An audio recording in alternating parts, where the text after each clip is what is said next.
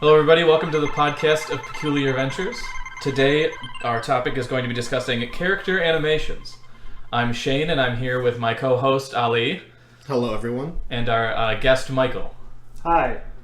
Would you like to tell us anything about yourself, Michael? Sure. I'm a recent graduate from College for Creative Studies here in Detroit.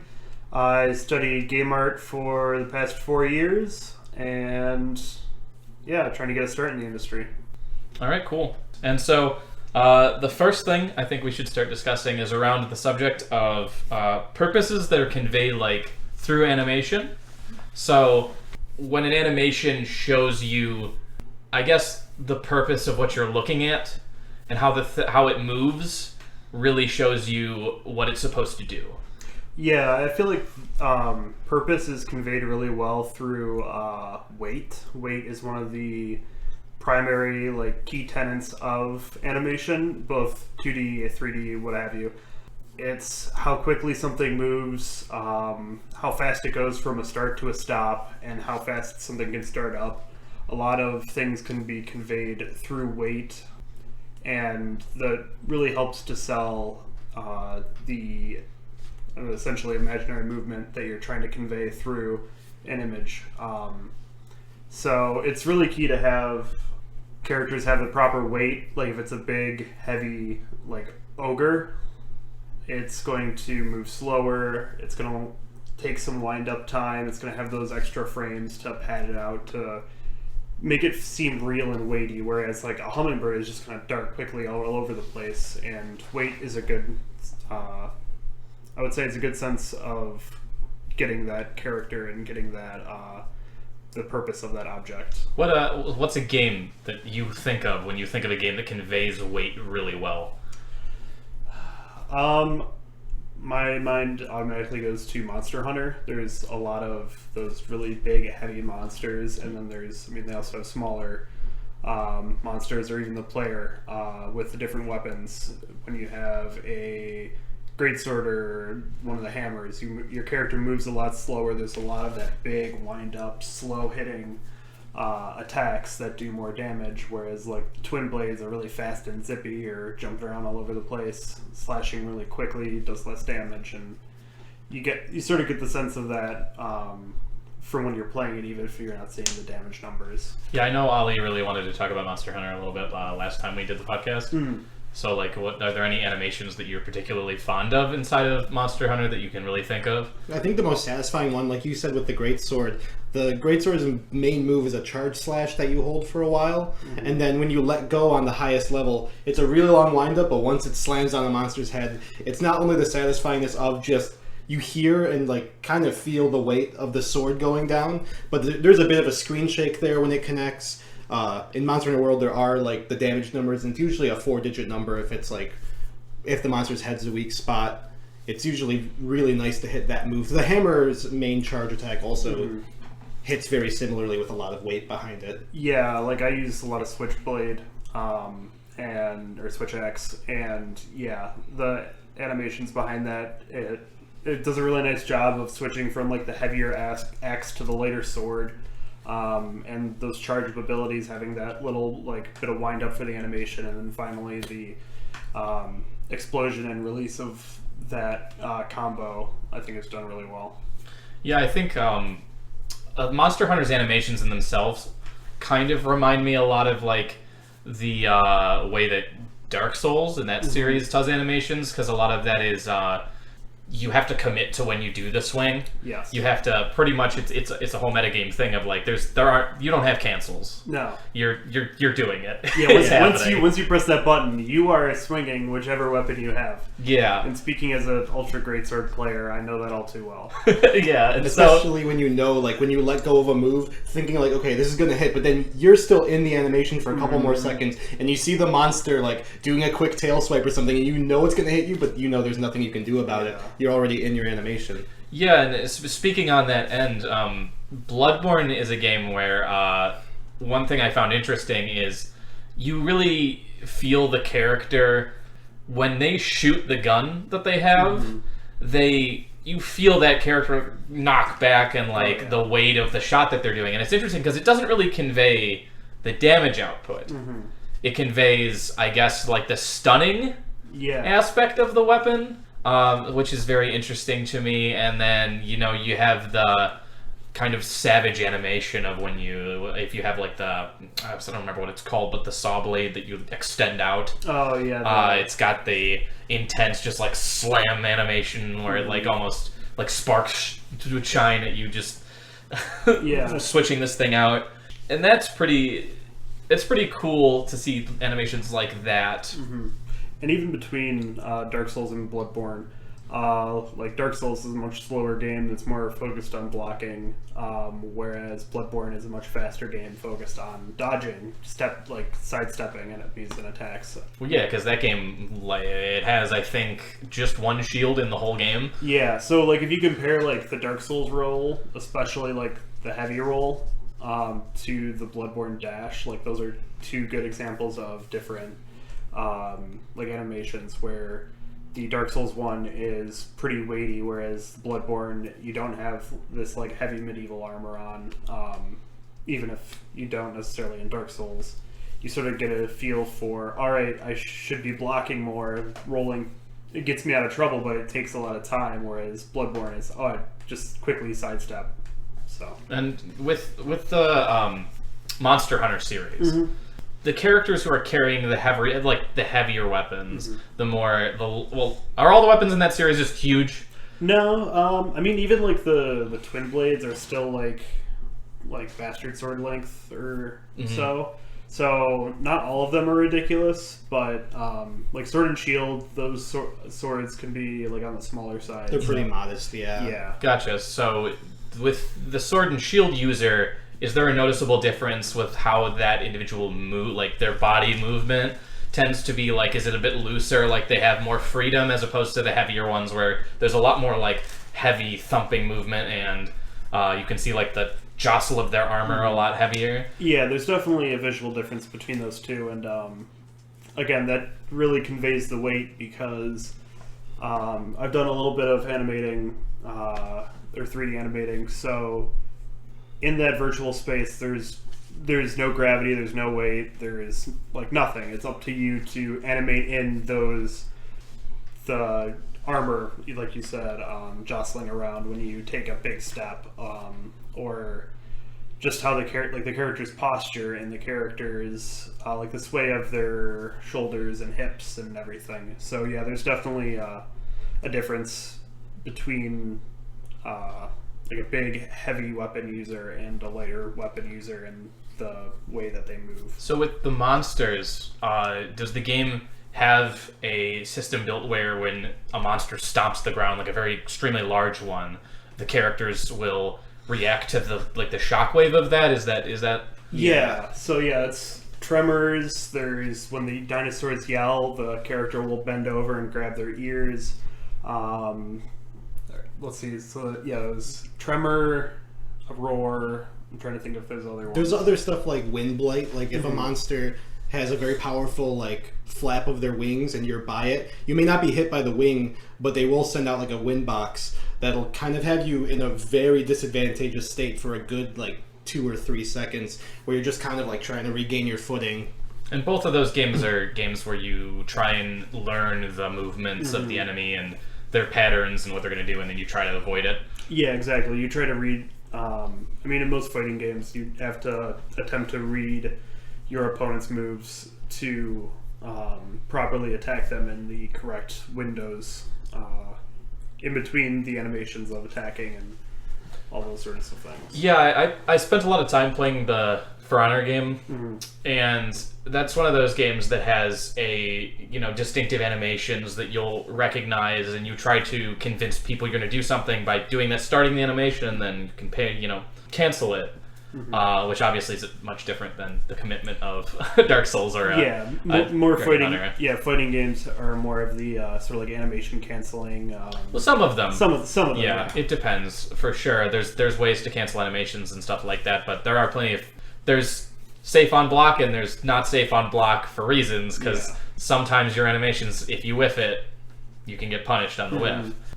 And I know that Ollie definitely wanted to probably talk about some fighting games. But still on the topic of like purpose through the animation.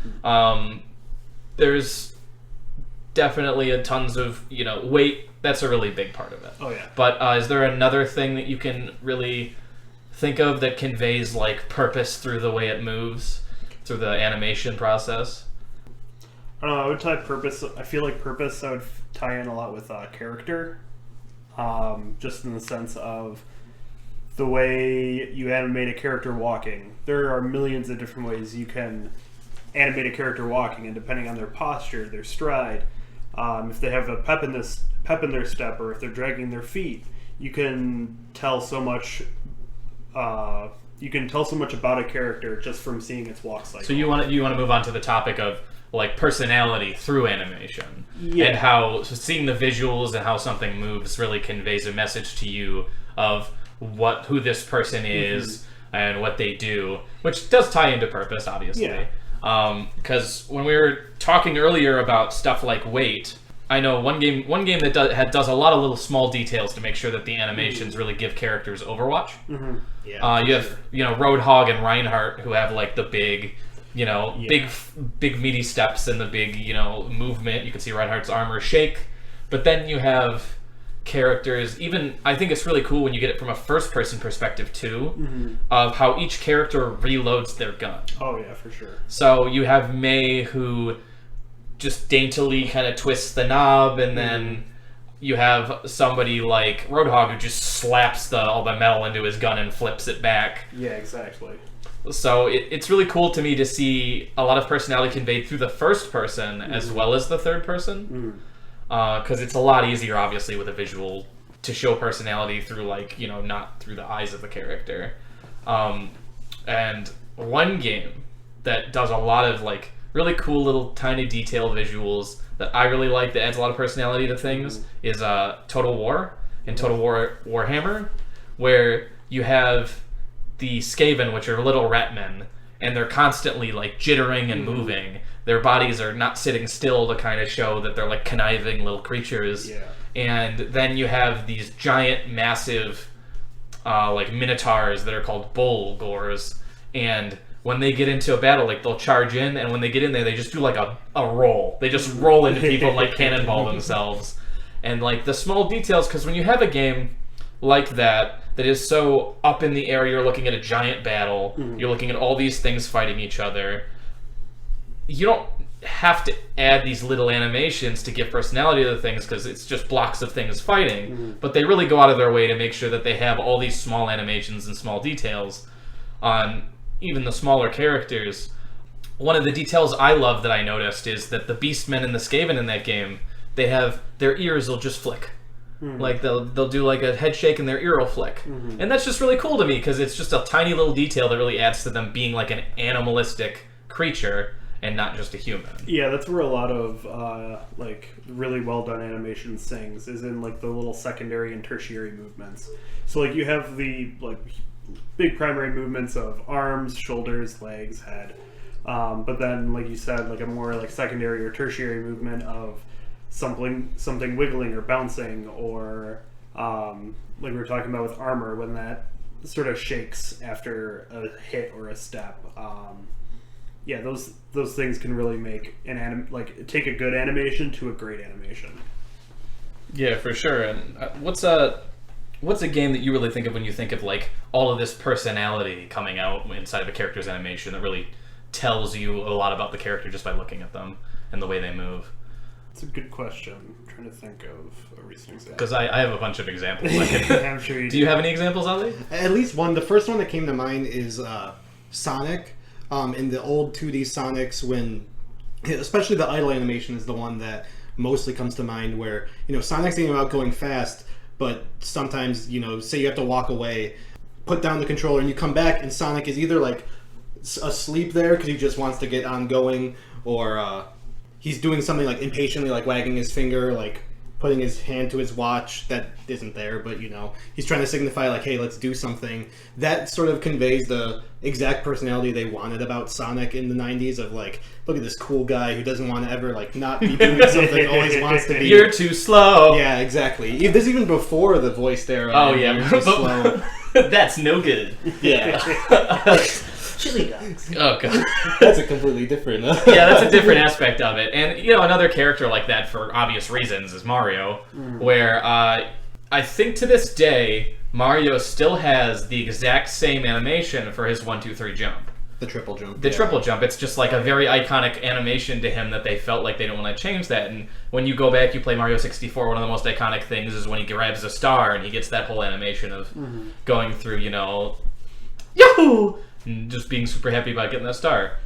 Mario also has a really good idle animation, especially in Mario Odyssey, where Mario dozes off if you don't move for a while. But one of my favorite things, a touch that they added in Odyssey, is each different kingdom that you go to, Mario will fall asleep and then some small flying creature, I forget if it's always a bird or if it's like a butterfly sometimes, will like land on his nose. But the birds are different in each kingdom, and it's actually a different kingdom bird that lands on his nose each time. I love little details like that where they just add tiny little separations to really make you feel like you're in the world and it's not just something that's always going to happen every time.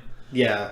I was thinking of one recent thing that came out that has some like really cool animations actually, and it could also go on a subject of like framing everything, is the Spyro remake. If you played if you look at the original Spyro game and then you move to the new Spyro game, the original one was just kind of Spyro standing there talking to the dragons when he freed them from the statues. And the new one has them doing like all sorts of different new animations. They have like new costume designs and visuals. But one of the big ones is like the first time you meet the Fawn character inside of the original Spyro game that was, Spyro just kind of moves his mouth and she just moves her mouth and talks. But in the new one, they went out of their way to make sure that she moves around a bunch. She like puts her arms behind her back, and then like she bends her head down to look at him like because he's shorter than her, kind of peculiarly. And she just has more facial expression and stuff. And even Spyro's doing more movement around. And so just the way that characters converse with each other can be a big part of animation, especially when you get away from like the RPG like Elder Scrolls. Just stop! You violated the law of just a still face of just back to smiling after they've been yelling at you. The like betterment of technology, like the technological advances that we've made with 3D animation and games, and like the amount of processing power that computers have and game consoles have nowadays as opposed to back then, we're able to do so much more, because the more polygons you include, the more animation range you get, just because you can control all of those things a little bit tighter. When I was at Game Developers Conference a couple years ago at the Unreal booth, they had it was 3 different heads that they would cycle through. It was just like the busts. So one was a human male, one was a human female, and then the other like final one was like an alien, and they were all reading the same script. And the alien one really stood out to me because you'd see like little muscles in the neck twitch. Not as, I guess, his nose, like there's little flaps that would like open and close, and just the minutest little details were taken into account. And that's just because that we have so much more to work with now. Technology is just getting so much better. So we have the memory, we have the computing power, we have the graphics capabilities to add in those super minute touches. One thing I was going to talk about with characters conveying a lot of personality through animations is in Apex Legends, because that game, it takes the Titanfall formula, but it tries to focus it more on a personal level with the characters. A lot of those characters have like very particular things along the lines of how the reload animations in Overwatch were, where it's not like that because they don't have their own unique gun. Yeah. But you have a character like Watson, where she holds her hands daintily up in front of you in the first-person view, and then she kind of like points where she wants to put down her little electrical traps. And after she sets 2 up and makes a barrier between them, she kind of gives a little clap. She's really excited about it, and that kind of shows her almost bubbly personality through just her hand movements on the screen. And then you have stuff like the character Gibraltar, who, because of how wide he swings his arms when he runs, because he's a big guy, everybody that I talked to thought he ran slower than everyone else. But he doesn't. Everybody has the same movement, same generic running speed. There's like the character like Octane who can boost himself, or there's another one who gets, when she gets shot at, she runs faster. Yeah. But and then there's animations not in the first person view, like when you're Octane, you see Octane running and he's doing like the straight up right angle arms just swinging back and forth while he's running, and it looks really hilarious. I always enjoy that. So there's a lot of character you can get just from small animations of how people move their hands and like how they run. Yeah. Because that's how we also get a sense for like somebody's personality in real life, is their small idiosyncrasies of how they do things, if they talk with their hands a lot, and in-person principle taken to the games. I know a lot with like motion capture nowadays, you can get those like a direct actor to animation, but when you're doing it from scratch, you have a little bit more freedom in the sense of you don't have to rely on a real person, which has its pros and cons. But yeah, I feel like we got a little bit away from what Ollie wanted to talk about, which was the idle animations. I know one idle animation that I think of, which is from a recent game, is in Red Dead Redemption 2.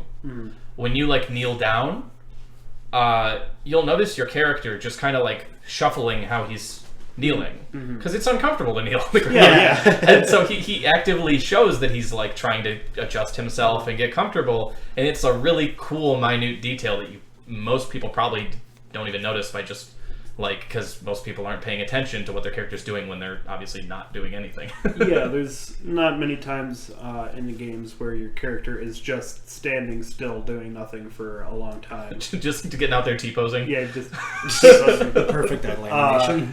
yeah, it's really nice to have like multiple different idle animations and blending between those dynamically in engine. That's a big thing in the Total War games for sure, because they wanted those characters to. You're in the middle of a battle, so they want to convey the character like cheer and rah, and they're standing there and they're ready to fight, depending upon like what race they're playing. If you're playing like the High Elves, they're more stoic and they'll just kind of stand there like prepared for battle but not moving much. But then you're playing as the dwarves, and the dwarves are just ready to go, and they're just they're slamming their shields with their axes. It's always cool to see how they want you to convey things, because back in when I used to play Age of Empires and all of those older RTSs, a lot of those units they're just standing there. They have an idle pose, they're standing in it, nothing's happening. Stock still, stock still. And obviously with technology that's easier to do, but even modernly, like if you play StarCraft 2, you're not going to see too many idle animations from most of those units. In my experience, most of them just kind of stock stand there. I mean, StarCraft 2 is for sure a little getting up there in years. It's getting up there, Getting up there in years. Fair enough. I just waited so long for it. It doesn't feel like it's been that long. Yeah, that's something they could definitely do with StarCraft 2, is to give each of those units like their own like personality, like the Zerglings like twitching around, like looking around. The Zealots probably would be like those High Elves in Total War. Maybe just like, if anything, like shifting their weight in between like legs or swaying a little bit. Yeah. So. Yeah, and thinking of like, is there any other games aside from like talking about Sonic and Mario? Is there anything else that you really think of when you think of idle animations with particular like character? A real recent one, because I just finished a playthrough of Super Metroid, and it's very small and very subtle, but Samus constantly is monitoring her breathing, and she's always like. And I think it's notable for like a Super Nintendo game to be doing it, but it kind of reminds you that there's a human in the suit. Like OG Metroid, even the ports of OG Metroid, I don't remember Zero Mission having her like just idly breathing while you're standing still. And it serves like two purposes really, the idle animation. One is it's good to always have something moving on the screen, so no one's ever afraid if nothing's moving that the game isn't working, which is often an important usage of idle animations, which is to sort of show the person that your game is still running, it's not frozen. But I also think it is good to give someone something to look at like that, to remind you that Samus isn't a robot, like people may have thought, especially back then, where now we know Samus is a girl, but back then only Metroid 1 and 2 were out, so people weren't that used to the idea of Samus being a person and not just a robot or a guy in a suit. So what fighting games have particularly interesting idle animations. Because I'm trying to think of fighting games that have like very mobile idle animations. Skullgirls? Skullgirls definitely what comes to mind. Skullgirls is definitely one of those visual treats. Yeah, especially with how some of the characters, it takes a lot of inspiration from the very early cartoons with how stuff gets really rubber hosey and fun and bouncy, and I really like all the stuff you can do with that sort of thing. Cuphead's another good example. Yeah, Cuphead, another great very very rubbery and bouncy. Yeah, everything is always in motion, like very visible motion. You can have a lot of fun with the weight, especially since the forms of the characters themselves are pretty fluid. Like an example, like old cartoons, like inflating their thumb. Yeah. And you see like the big fist punch. The big fist punch, or just like part of them like moving to another place, like just squeezing like a ball through a hose. There's a lot of really fun stuff and really character building stuff you can do with really cool character building stuff you can do with that. Yeah, I think when I think of idle animations in a fighting game, actually I think of Smash. Yeah, because every single character in Smash, if I'm correct, I could be wrong, has like a relatively animated idle pose that they kind of sit on. Like Captain Falcon will just kind of like do the pumping his arm, and then King K. Rool's got like the looking around, and to my knowledge at least, they all kind of have that, and they have a lot of personality in a lot of ways in that game. Every character runs differently. Generally, they have a lot of personality in the way that they swing and do all of their attacks. So that's a very animated game that manages to like cohesively take all of these characters from all over and make them feel like they fit together. Yeah. One that an animation that I remember was missing for Smash for a while, and they brought it back in 4. I was super excited. Was their Enter the Map animation? Oh God, yes. In Smash 64, they all had them, and then in Melee and Brawl, they didn't. Or maybe Brawl was the one that brought it back, and not Smash 4. But I remember Melee definitely missed it because they just sort of spawned in on the platforms. Yeah, I missed it for sure. But I love that they're back to it now, and there are so many good touches in it. Like even newly released Banjo, like entering through a Jiggy portrait. I haven't actually played Banjo yet, so I haven't seen that. That's really cool. It's so nice. I have I have the DLC. Thanks to Ali here, he gifted it to me. But I haven't gotten a chance to actually download it and play it. Which the only character I've actually played is Piranha Plant out of the DLC. Oh, gotcha. Yeah. How does Piranha Plant enter? Just a warp pipe? It's hard because like the camera zooms in, I think, on yours, so I don't know. I don't often play Piranha Plant, so I don't know how Piranha Plant enters. I imagine it'd be through a Piranha Plant or through a warp pipe, because I just think that'd be the thing they do. Either that or it just uproots maybe or something. Yeah, he could just uproot and then his pot's just kind of there. Yeah. I was gonna also wanted to talk about like animations that are there for flavor reasons, but sometimes you have to commit yourself to them, and sometimes they're optional, I guess, in a way. One of the big implementations of that for me was Halo. When Halo got to the point where they're like, oh, we should have an animation for when you hit somebody in the back. Yeah. Objectively, it's terrible because you have to commit to this animation when normally you just bunt them and they're dead. But it looks really cool. Yeah, the visual like spectacle over the like practicality of it. Yeah, and I caught myself up in that so many times. Oh, yeah. The amount of times that I was just like, I want the animation, and I would die because of it, and I'd be like, it was worth it. It was worth it. Yeah. I was so excited to see that. And it's also like cool to see, shooting games for a long time, the character was this static person, arms up, walking around, just moving their legs, really. And then obviously the camera moves the gun. And Halo was one of those for sure. But there was always these details like, oh, my character has like a knife on him. He doesn't use it. Yeah. Like, it's just there, and it's cool to see stuff like that that's visually there get implemented into animations that exist. Because Gears of War recently added like knife kill animations, where when they added that, it was like the only way to knife kill people was to go through the animation of knifing them. So you would do that, but now if you get them in a stunned state, you can take them as a human shield. Okay. So optimally, you'll probably do that because it's faster than going through the whole animation of knife killing somebody. Plus, you defend yourself with a human shield, and you can drop it immediately if you want to. But then there's games like Shadow of War, where you can actually build your character so that when you execute people, you get like health back, or you get energy back, and it's the actual goal that they built into it through the combat. Because I have memories of playing the Turok remake, which I don't know if either of you played that game. No. I Not a lot of love it. people That's played that all game. I know about it. That game was like knifing simulator for me, because there was knife executions for everything, and you were like invulnerable when you knife executed somebody. So if you were taking damage during the knife execution, you would be healing. So I would do that. There's a portion in it where you run into like a giant pack of raptors. Oh, you're just... I just pulled the knife out and I didn't use anything else. I just kept going through knife animations of stabbing raptors to death, and I was like, it's working. Yeah. I'm almost dead, but now I'm healing. And I just kept doing that. Yeah, for a designer, it's definitely it's a toss-up between what will give the player the most satisfaction and like the most enjoyable time playing this game, but also like keeping with the function of what that animation is doing and the function of that thing. Yeah, and Turok, the other funny thing about that is if you played in a mode where the screen was further out than the intention of the design was, you got to see like the noodle legs moving around and all of the like cutscene animations really getting messed up and stuff like that. That was such a weird game. Oh yeah. I owned it and played it, and I think it was because I got it on sale for like $5, and Makes sense. it was Yeah. it was a game.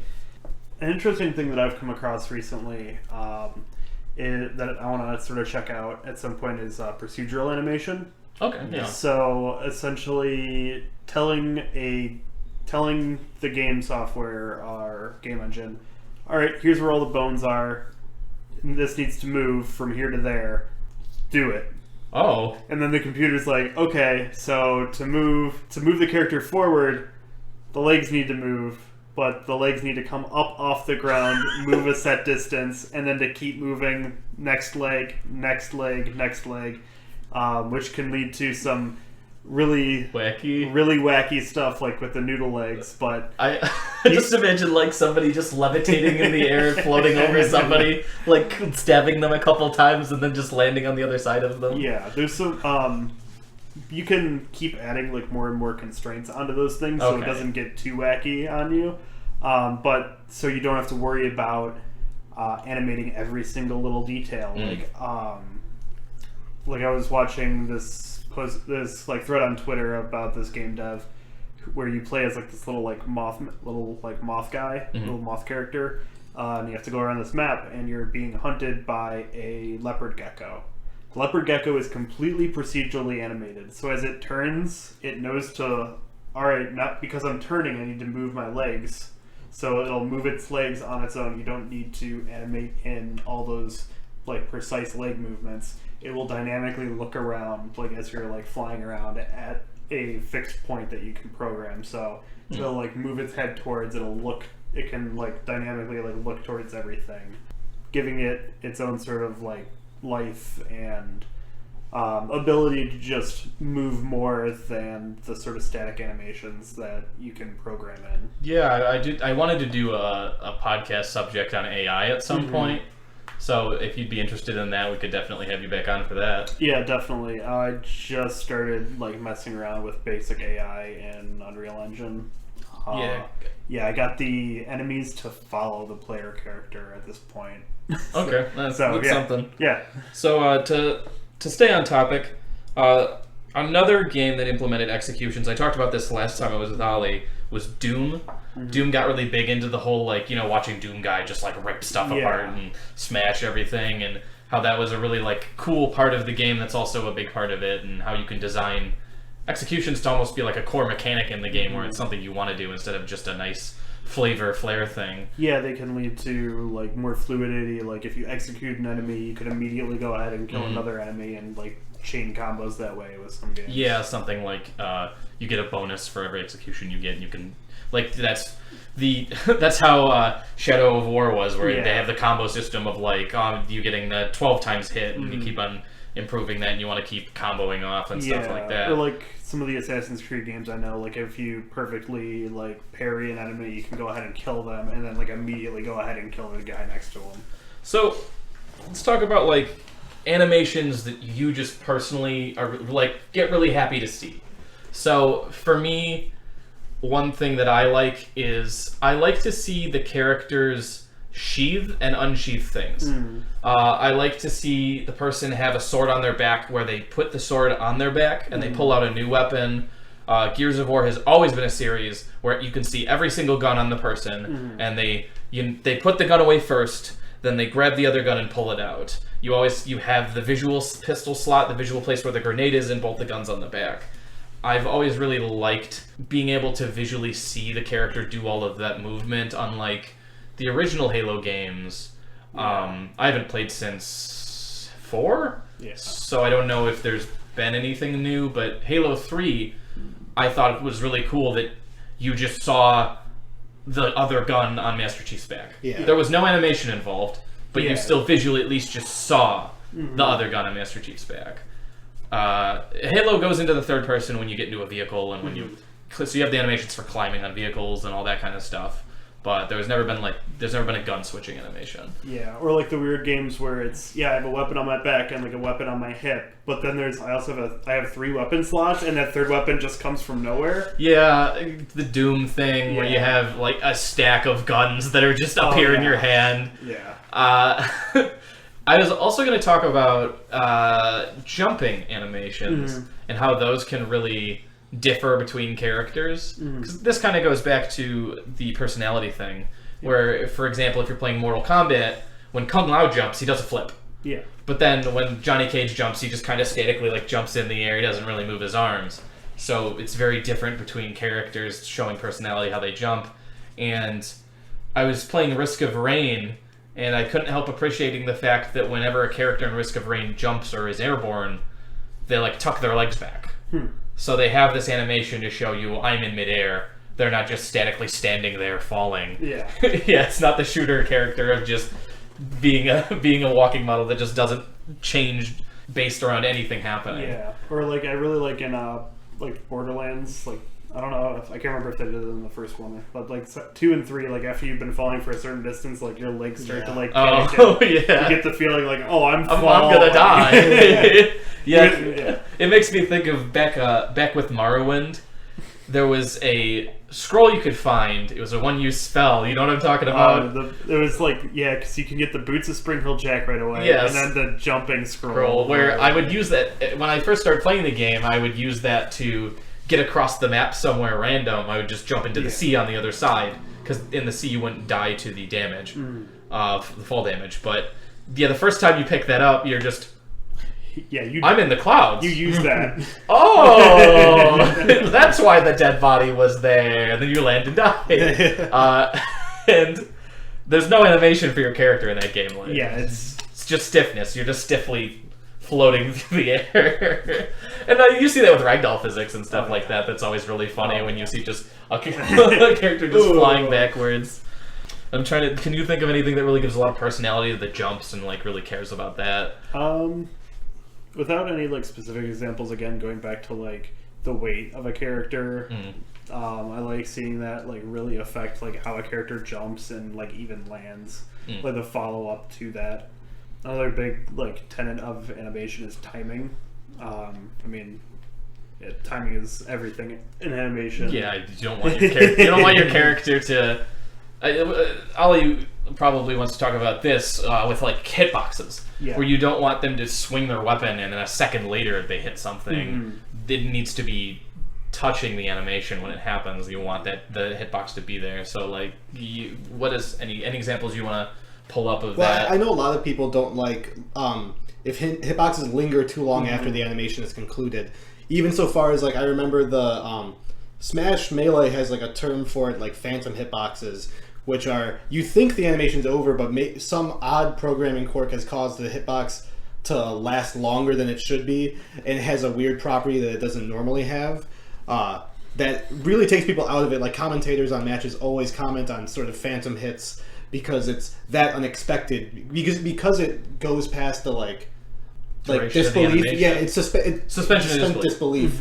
Where if you're hit that long after it, you're like, why was I hit by it? That's not fair. Yeah. Like, you want the hitboxes, or you want like animations of hitbox to be like sort of close to 1-to-1, but not exactly. Like Mike Z was talking about on Twitter just yesterday of how you could do hitbox theory as like as close and as accurate to the arm model and animation as possible. But that kind of sacrifices gameplay because you want it to not just hit exactly where the arm is. Say you do like a hit, like a hook going down. You don't want it to only be exactly where the arm hits. You kind of want it a bit in front of it because in a game space, you kind of expect the character to be hit by that. Yeah. You For don't, sure. You don't want to be too 1-to-1 because that also ruins the Controlling disbelief. range becomes very, very limited if you keep to the exact model of the character and Yeah. all that kind of stuff. Because I know that playing a lot of RTSs, there's plenty of RTSs where a brick of dudes would just be in the back swinging their sword at nothing because that was just the basic animation. And games have tried to do it where, like, instead, the Total War franchise now, the people in the back that aren't right touching, they're just kind of like, yeah, Cheering, because they're not touching because they can't reach it. Yeah. But you definitely have stuff like that where because it's a big thing in MOBAs. For sure, it's a big thing where the animation of an auto attack starts, and then you get a distance away where it doesn't make sense, so they don't actually swing at you, but they started the animation and they were in range at the time. This is for melee characters predominantly, so because they don't have a projectile, they'll swing. You're not sitting next to them, you're not touching them, but then you get hit by it and you die. Yeah, it's like a huge disconnect with like what you're seeing and what the game's actually reporting back to you that you got hit by it. Yeah, that happens, and people will complain about it and stuff like that. Like going back to Dark Souls 2 with the invincibility frames from when you're rolling. Like, you can't get hit by something like mid-roll.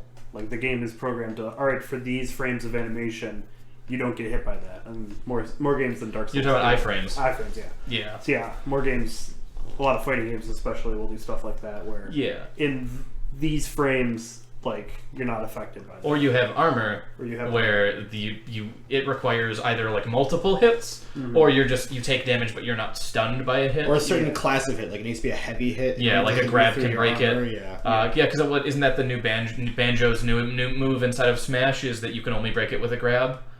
The Wonder Wing? Yes. You can shield a Wonder Ring, but a grab will completely take him out of it. That's what I'm saying. Yeah. You can't hit him out of it except for with a grab. Yep. So there's that's like the commitment animation where it's more powerful because you're committing to it, but also there's these safeguards in place that help you protect yourself. We talked a little bit about rolling in iframes when we were last together, and I definitely think it's a really cool mechanic in a game when you have the ability to take advantage of these iframes, because that brings up the skill cap and people get used to it, and that's obviously one of the big parts of that's why the community that's around Dark Souls is always very much like, you just got to get used to this, you got to learn. Monster Hunter 2, I feel. Yeah, Monster Hunter Monster too. Hunter, yeah. The get good style community. The iframes. Yeah. If you ever see a professional like Monster Hunter speedrunner who like speed hunt, and some people like you mentioned before, there are roars that will paralyze a player for a while. There's two ways around that with a skill that negates it, or if you have a very perfectly timed dodge, you can actually dodge through the roars like hitbox that it throws out. And I remember seeing pro players in like 4. The Lance had a really OP dodge back then that had so many iframes on the later half of it that they just kind of like dodged left and right, back and forth through a roar, and just hit a monster while it's still roaring for free damage. Yeah. I think I was watching, I don't know if it was a stream or not, but I was watching 2 people play each other inside of Dota. It was 2 guys in the mid lane, and one of them was playing the character Monkey King, and one of them was playing the character Ember Spirit. Okay, so Monkey King has a big thing where he slams his staff down. Well, the Monkey King keeps starting it and canceling it, because he's trying to bait the Ember Spirit into using his ability that makes him have an iframe. It's not even necessarily an iframe. It's where he leaves the map briefly and then re-enters it. Oh, okay. It's more like a self-banish, I guess would be the best term for it. So just watching high-level players like try to bait out these things. The Ember Spirit never got baited out, and then when the monkey actually went to finish the swing, he did it, dodged it, and then killed him. I was like, Jesus, Yeah, these people know their characters and know this game. That's where a lot of knowledge of animations can really help out, especially on high-level games. Like, if you know the first couple frames of an animation, how that looks, you know exactly what move they're going to do, and if you have time, you know exactly what counter there is on reaction blocking in Yeah. fighting games.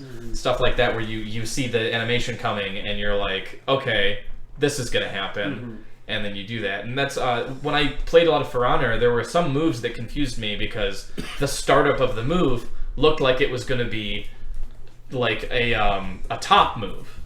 But then it would move to the right instead. And the way that does is you can block top, left, or right. And so I would block wrong because the startup animation confused me. And I had to get used to seeing that animation and going, this means block right. Instead of this means block top. And so that was, for a lot of like on reaction stuff, that's important. So there's a lot of really, really important stuff for super high level play, just memorizing and getting used to animations.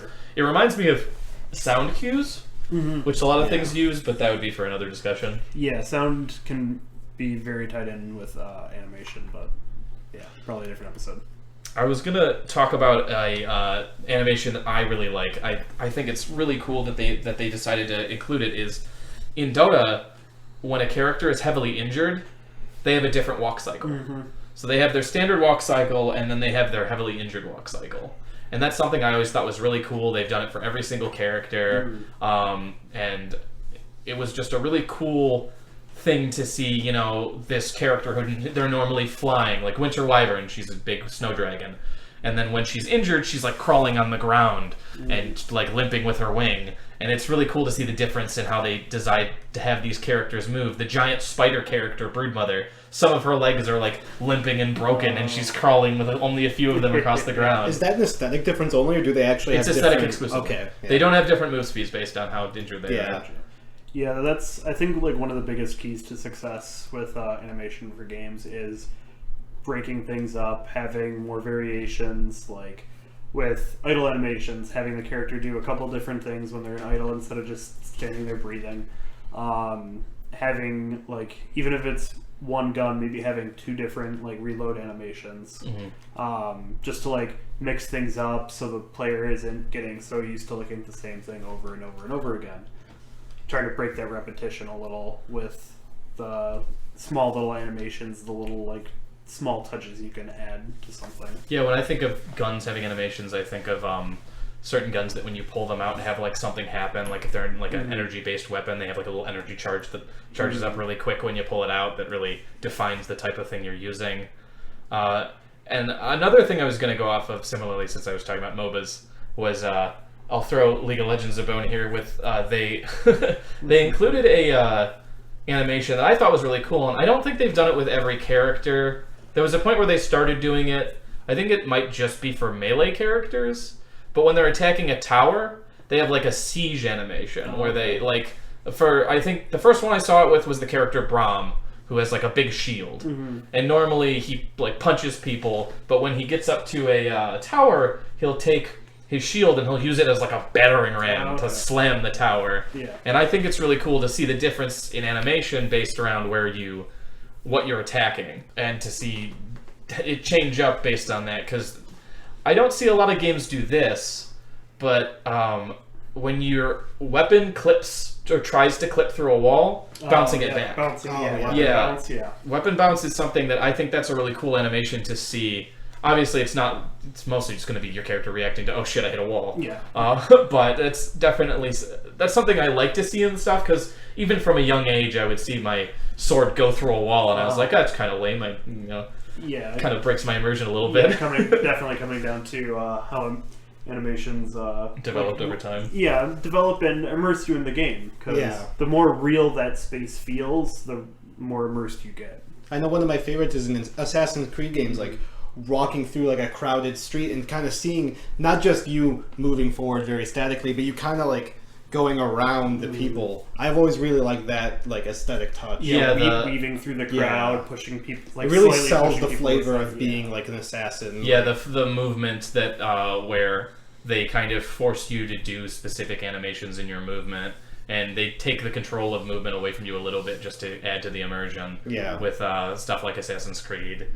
And Or I don't even think they take it away from you because you're still moving forward. Yeah, I think you have the same like properties and everything. Yeah, it's just an animation change. I thought it forced you to the left or right to move around people. No, it's just the game dynamically like forcing slightly variations on that. Yeah. So blending between a straight walk where your chest is facing left, a walk where your chest is facing right.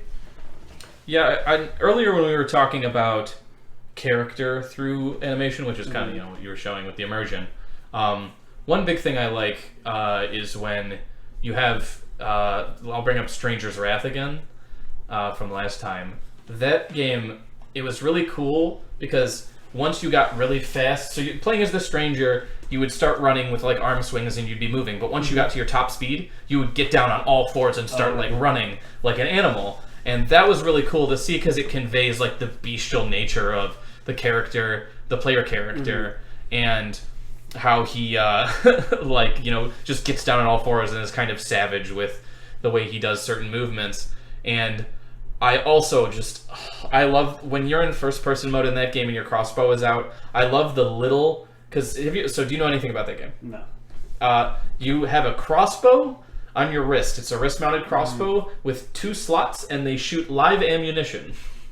So you have these little, like, almost circular creatures. So you'll have, like, these little, they're called fuzzles, where they're just like a ball of teeth with their fuzzy, and they'll be like, and they're just moving around. So if you're holding it up, they're like going at it. And then you have the thing that's supposed to attract attention for the enemy, which is like this squirrel that's annoying and makes fun of you. And so the squirrel's in there, and he's like, "Hey, how you doing? Hey, you look ugly." And he'll just talk to you, and he's kind of like looking around. Yeah. And then you have like spiders, and one of the cool ones is this zap fly that it charges over time. So it slowly moves, and then as it charges, it kind of jitters around more, and you see like the shock, and like it has flaps on the back that start moving when it's fully charged. So it conveys the, this is ready kind of thing. Colors in there too and other things like that to show you. But that was one of my favorite parts of that game, is the way that those different little ammunition bits just kind of move on your wrist. And it's such a cool game. I really hope that it got an HD remake, but I really hope it gets more attention at some point soon. So what about storytelling through the animation? Storytelling through the animation. Sort of like what you were saying, like if the character is like heavily damaged, the animation changing because of that. If a character like in a zombie game or whatever like loses a limb, how did they move now because that character has changed? And even just like the overall animations, like how a character, like I can't think of any games that do this, but it might be nice to see like if a character goes through a progression arc of who they are, them starting out with having one set of animations focused around how that character is at that point in the story, and then slowly changing over to reflect how their character is changing. So a change in their pace, a change in their just like walk cycle, like even so it would be interesting to see a game sort of implement that, as opposed to, or I guess how games sort of handle story with animations now. I would say a lot of it is with like the facial animations and the mocap and all that stuff that we're capable of doing now. Yeah, mocap. The like strides people have made, the strides that people have made in that sort of technological field. But still, I see a lot of games. I feel like the faces are really flat and like just sort of wah wah wah wah. Yeah, it's it's the film equivalent of shot reverse shot, where it's just the same thing over and over again. Yeah, and a lot of that stems from like side like NPCs for just like side story NPCs, like not even main characters. They just sort of like, all right, we have a male talking animation, a female talking animation, and not really much range of emotion in there. Some games can do it, like get like pretty deep into it, especially the very narrative heavy. They focus a lot on the main characters. They have to do a lot of like close-ups of the face, so they do a really good job of conveying the emotion with like not only like the big expressions that you can show on somebody's face, but even like the little stuff, just like a furrowed brow or just like the eyes raising up, conveying like a real smile, as opposed to just like smiling with your mouth and your Yeah, there's so the most recent God of War game, Kratos. You know, they have Kratos is kind of a more, I guess, solemn character in that game, and he has a lot of like moments of moments of reflection where he's just kind of thinking to himself and looking off, and there's a lot of just subtle animation that's used there to tell story and to convey emotion. A game I enjoyed playing a lot that didn't get much attention, and it was the studio went under right after it's created. It was Hob, and that game had no dialogue whatsoever. Oh, okay. There was a golem that you would run into, and it would make like wah noises, and then it would just kind of like move itself in a direction to show you things, and it would motion to you. But one big one is there's a new game coming out. I can't remember the name of it, and the main character is a mouse. Oh yeah, where he speaks in sign language. A she. I think it's a female character. Sign language. Yeah, and that's a very unique, interesting thing to use animations for, is just speaking through sign language. Yeah. Do you know anything about that game, Ellie? I think I misremembered the wrong game, because the only game I remember the mouse was a thing called Moss. And I don't think that's it. that. Oh, that's Moss? Moss? Oh, okay. It is Moss. The mouse's name is Moss, I think. Yeah, okay. Yeah, so I think you're right with that. And that's really cool to me. Yeah. Yeah, it's definitely an interesting avenue to take, especially since it's a animal main character, not trying to make that animal mimic human speech and human emotion like through facial animation, but instead using more body language, literally and figuratively. Yeah. It's such a cool concept, but I didn't look too deep into what the gameplay would be, so I'm not sure 100% if I'm going to check it out, but for sure. And last time I was here with Ali, we talked a little bit about stealth games and how the way that stealth characters move when they're like in stealth can be very unique, because you have something like in a shooter when you're doing stealth, you're just crouch walking. Yeah, you just crouch walk. You just crouch walk, or like the Elder Scrolls games. It's just a crouch walk, magically I'm invisible. But then you have other games where you have animations like even something like the Wind Waker, where he gets in the little barrel and he's just kind of like doing the barrel movement, trying to be sneaky. And then you have the animations, and it's so cool that like the pig monsters, like they do like sniffing with their snout, and they're very like animalistic in how they move, and that's really cool. There's a lot of detail put into those models. Yeah, another good thing about Wind Waker that I forgot until you said it was just a subtle thing in how Link's animated. Link's eyes are always looking to points of interest. So if you're ever like lost in a puzzle room, just sort of kind of face so Link is looking at the camera, and kind of like watch where he's looking at, because he's going to be looking at things in the room that will kind of like he thinks are interesting, which are kind of the developers showing you like what the puzzle solutions are. I never knew that. I never knew that in that game. I've beaten that game multiple times and I've never done that. Yeah. That's really cool. Yeah. It's a really nice touch. For both like Nintendo kind of like having the game kind of show you the answer, like how Nintendo's kind of known for like some easy mode things now, like the Super Guide and stuff in Mario games, and this is like a kind of early example of that, but it's really well integrated into the world. Not to mention being super subtle. Only one of the three of us here know about it. Yeah, exactly. It's always really cool to find little secrets and stuff about games with that. And you know, God, that was another thing I was going to mention when I was talking about like the pig and how it moves. I feel like I keep coming back to like things being animal-like with their animations. But in inside of the Total Warhammer game, there's the lizard men, and one detail I really like is as when they move, their tail swings like back and side to side, like they move like they're a lizard crawling across the ground, but they're on 2 feet. And it's really cool to see those like small animations, and like the way that they move their head is a lot like a lizard looking around with their like weird diagonal blinking eyes. That game just has some really good animations now that I think about it, and it's really cool to see it because so much of the game is not looking at models up close, but really high up looking down at stuff, and they really didn't have to include that much detail in there. Yeah, that makes me want a game with dinosaurs that move around like chickens. Yeah. So here's a question: did either of you play Bomb Chicken? I did I not. did not. Do you know what it is? No. I know what it is. Okay, yeah. That's one of those games that's like pixel art. Pixel art has some really cool animations that you can see, some really detailed stuff because everything has to be intentional with that. And the bomb chicken's like, it's very bouncy. It's like a big fat chicken that lays bombs. And that was a game I wanted to check out that seemed like it had some really cool visuals going on there that I thought were just a lot of fun. There's a lot of platformers I really need to catch up on, like actually playing and trying out and stuff. So I think we went over most of the topics that I wanted to discuss. Are there any animations that you feel are like really smooth?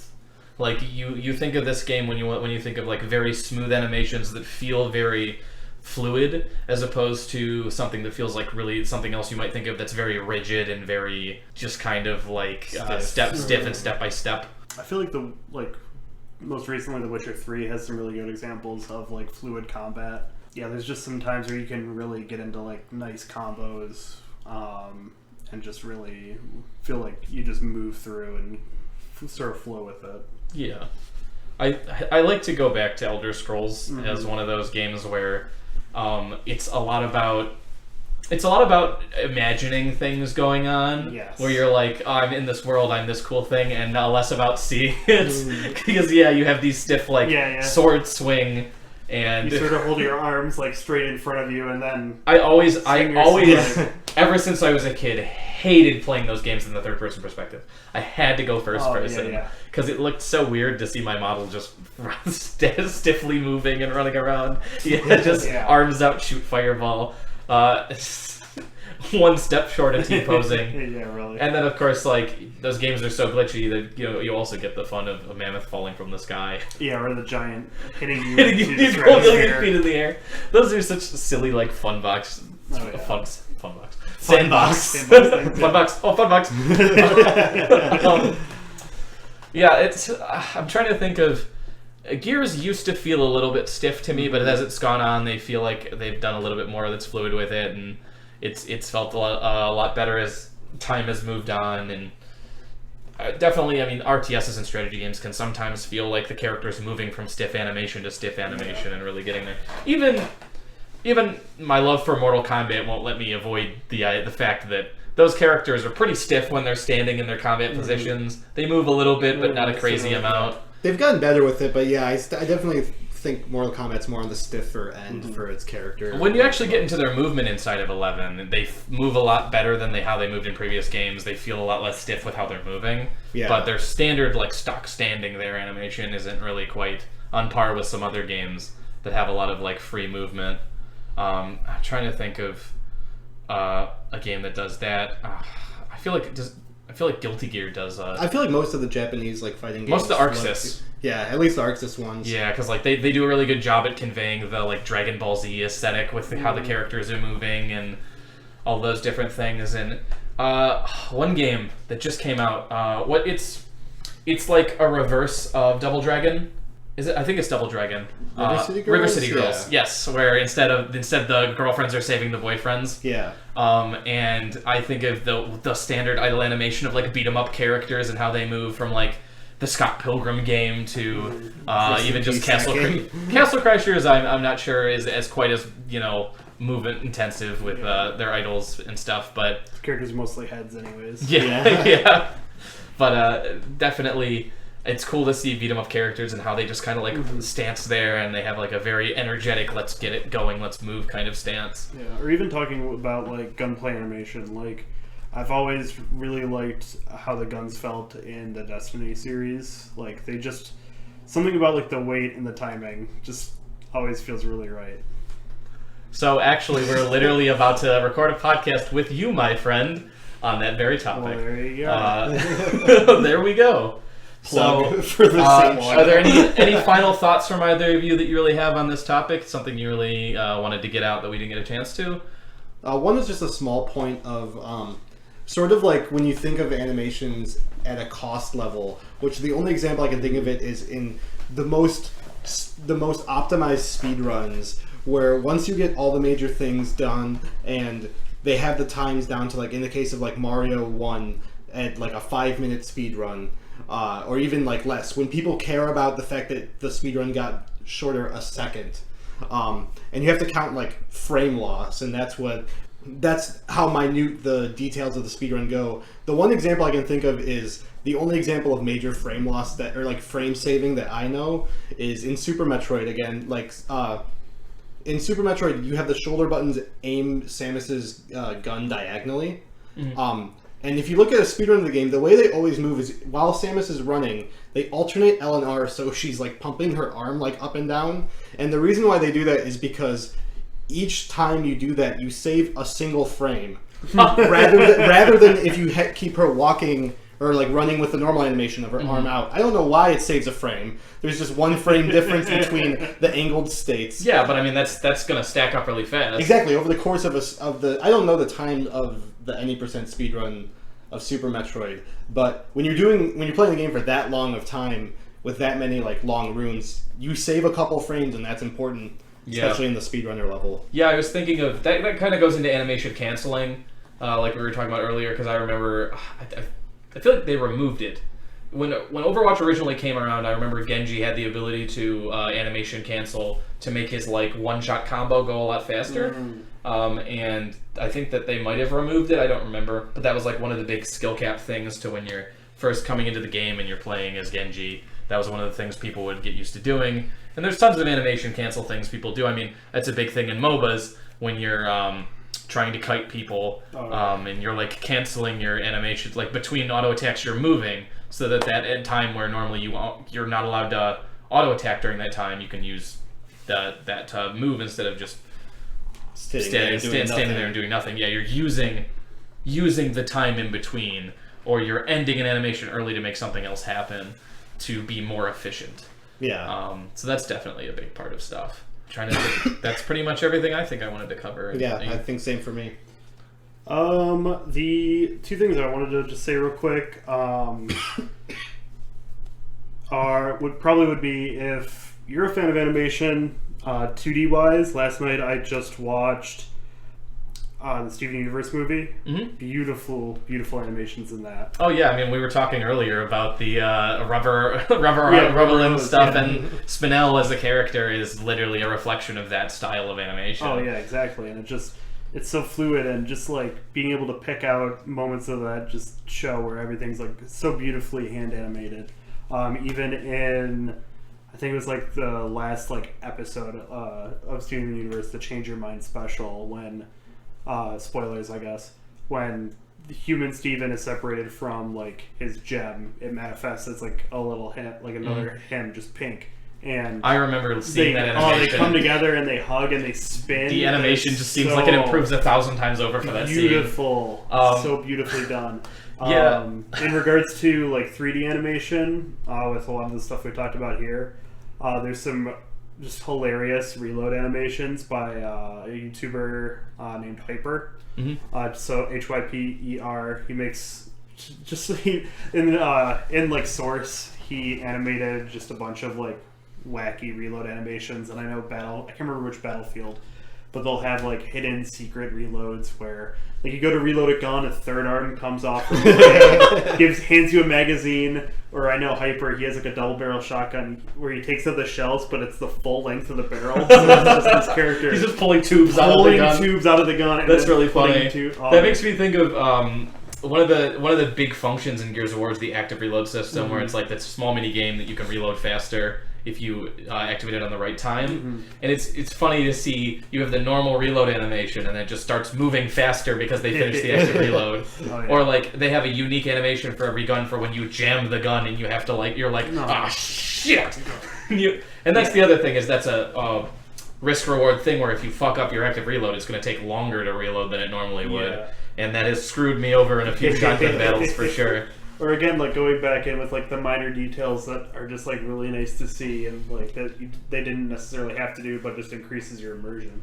Like I've been playing Borderlands 3, and when you reload a Jacobs handgun, you flick the cylinder out, you take out the casings that like aren't used, and then you just fill in the empty slots. Like let's say it's a five round drum. You open it up, put 3 rounds in, because you still have 2 active in that magazine.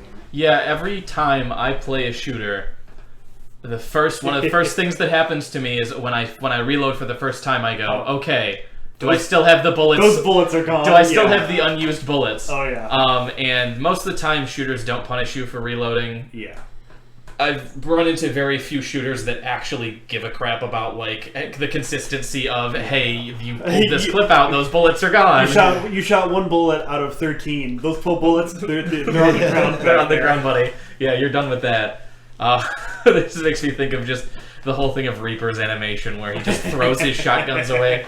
I remember Those two new ones. when I first started playing that game and they revealed that you could get gold guns. I was like, that was the character I wanted for them. I was like, I need my trust fund shotguns. I was like, my bank account pays for all of these expensive gold-plated shotguns. Have a company card you just swipe. God, but. When you were talking about the Steven Universe film, there is one thing that came out recently that I was jarred by the animation and it really deterred me from watching, and that was the Avatar creators' new series, The Dragon Prince, I think it's called. Oh, I haven't seen that. The animation is done in a very like choppy way, where it's not very smooth and it's very jarring to me. I'm sure I've heard the series is good from several people, but I just haven't checked it out because that was one of the issues I had with the Ruby series, was that everything in the Ruby series seemed kind of stiff. It's very stiff, and going back to like the weight, like stuff doesn't feel like it has the weight it should. Like stuff gets a little floaty sometimes. Yeah, it just sort of like slides, and it's stiff and. Yeah, and the Ruby almost like the way that the series is animated reminds me of like inside of a game engine. Yeah, for sure. They use the same tools, Yeah, so that's always been one thing that it bugged me, but I still watched a lot of that series. Yeah, whereas like you take those sort of things and then you look at like we were saying, the Steven Universe movie or Spider-Man Into the Spider-Verse. Yeah. Like the lengths they went to make that movie are insane. That movie's so it's like beautiful. It's shot at like normally like CG animated stuff is shot at a higher frame rate. Like this was purposely shot at a lower frame rate to more mimic 2D animation rather than 3D. We had the art director and the lead and like the it's like the software producer, or I don't know, he was like the head of like the software for that movie come to our school and like give a lecture. Oh, nice. Both of them came and gave a lecture, and just they developed so many things to make that movie the way like none of it was because they had to, just because the one guy was like, hey, it'd be cool if we did this, and the dude making the programs was like, yeah, it would be cool. Going back, it's like, yeah, we should do that. Okay. They put a ridiculous effort in. Well, and that reminds me of how Arc Systems Works tries to make sure that like they have these 3D models look 2D to keep that 2D aesthetic that they like having so much. Just really like using the animation to almost deceive the eye and get all these tricks and these cool effects off. All right, well, I think that we should close it out there. Sounds good. It's been wonderful to have us as a combination all together. It's nice to see you, Michael. It's always nice to see you, Ollie. Thank you. And so... can't not see them. Yeah. Oh, yeah. But anyways, so we'll be back for another episode soon. And I'd like to thank anybody for listening. And I'd like to thank my guests for coming on. And I hope everybody has a wonderful day.